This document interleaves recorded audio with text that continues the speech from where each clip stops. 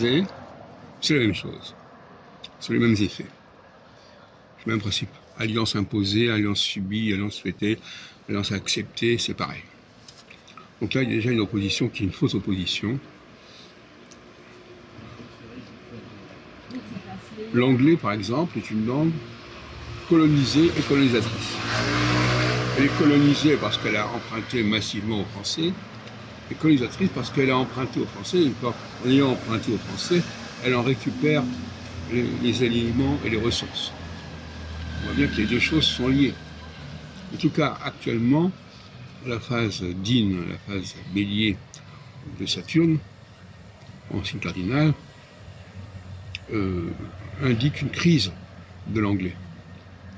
C'est un moment où l'anglais se voit démystifié, parce qu'on s'aperçoit à quel point il est colonisé, il a été colonisé par le français, et il continue à l'être de façon durable, et on ne voit pas comment il pourrait s'en sortir. Donc c'est une langue qui est vouée à la disparition, finalement. Paradoxalement, puisqu'on en parle beaucoup. Mais ce n'est pas un problème majeur, parce que, de toute façon, on a besoin de langues tarées, pour les populations tarées.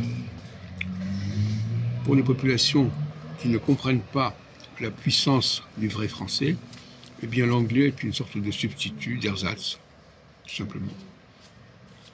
Donc que les gens parlent l'anglais, ça ne me gêne pas du tout. Et simplement, c'est une façon de se déclasser et de reconnaître que l'on n'a pas le niveau d'intelligence pour parler correctement le vrai français.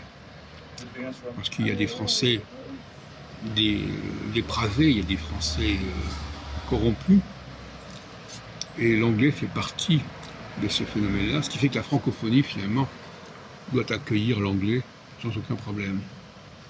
L'anglais appartient au champ de la francophonie, et en ce sens-là, la diffusion de l'anglais est au service de la francophonie, puisqu'on voit bien qu'à l'origine de tout ce processus, il y a la langue française qui apparaît comme la langue matricielle par excellence, pour toutes sortes de raisons que j'ai exposées par ailleurs. Et donc le contraste entre le français et l'anglais est tout à fait édifiant. Donc il est peut-être temps que les gens comprennent à quel point l'anglais est une fausse piste, ou une piste de deuxième zone, de deuxième rang.